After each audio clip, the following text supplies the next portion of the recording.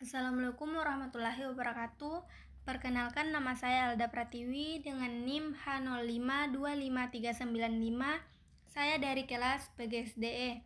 Saya akan menjelaskan tentang hubungan antara ilmu-ilmu sosial dan pendidikan IPS untuk memenuhi mata kuliah konsep dasar IPS SD yang diampuh oleh dosen Ibu Tuti Alawiyah, MPD. Baik, langsung saja materi saya, yaitu hubungan antara ilmu-ilmu sosial dan pendidikan IPS. Pengertian pendidikan IPS. Pendidikan ilmu pengetahuan sosial atau IPS adalah bidang studi yang mengintegrasikan konsep, teori, dan pengetahuan dari berbagai disiplin ilmu sosial dan humaniora untuk membantu peserta didik memahami diri mereka, masyarakat, serta interaksi mereka dalam berbagai ruang dan waktu. Tujuannya adalah mengembangkan pengetahuan, keterampilan, sikap, dan nilai memungkinkan siswa menjadi warga negara yang aktif dan bertanggung jawab, mampu beradaptasi dengan perubahan, dan berpartisipasi dalam kehidupan lokal, nasional, dan global. Yang pertama, ilmu-ilmu sosial.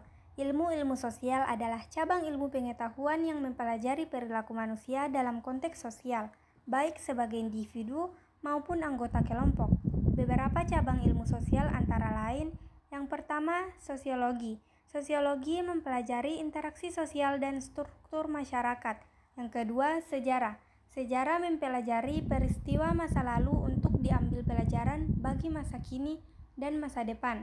Yang ketiga, geografi. Geografi mempelajari ruang, lingkungan, serta interaksi manusia dengan lingkungannya. Yang keempat, ekonomi. Ekonomi mempelajari cara manusia memenuhi kebutuhan hidup. Dan yang kelima, ilmu politik. Ilmu politik mempelajari kekuasaan, pemerintahan, dan partisipasi warga. Yang keenam, antropologi. Antropologi mempelajari budaya manusia. Dan yang keenam, psikologi sosial, mempelajari perilaku individu dalam hubungan sosial. Yang kedua, pendidikan IPS. Pendidikan IPS adalah program pengajaran yang disusun berdasarkan konsep-konsep dari ilmu sosial yang telah disederhanakan, dipilih, dan diintegrasikan. Tujuan utamanya adalah membentuk peserta didik agar memiliki pengetahuan tentang masyarakat dan lingkungannya, kesadaran sejarah, sosial dan budaya, keterampilan sosial seperti berpikir kritis, berkomunikasi, dan bekerja sama, dan untuk memiliki nilai-nilai demokrasi, toleransi, dan tanggung jawab sebagai warga negara. Yang ketiga, hubungan ilmu-ilmu sosial dan pendidikan IPS. Hubungan keduanya dapat dijelaskan sebagai berikut. Yang pertama, sumber ilmu. Sumber ilmu pendidikan IPS mengambil materi pokok dari ilmu-ilmu sosial. Yang kedua, integrasi ilmu. Integrasi ilmu pendidikan IPS memadukan berbagai konsep ilmu sosial agar lebih utuh dan mudah dipahami. Yang ketiga, penyederhanaan.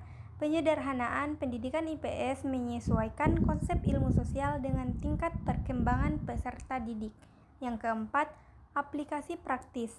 Aplikasi praktis pendidikan IPS menekankan penerapan ilmu sosial dalam kehidupan sehari-hari. Yang keempat, manfaat hubungan ilmu sosial dan pendidikan IPS.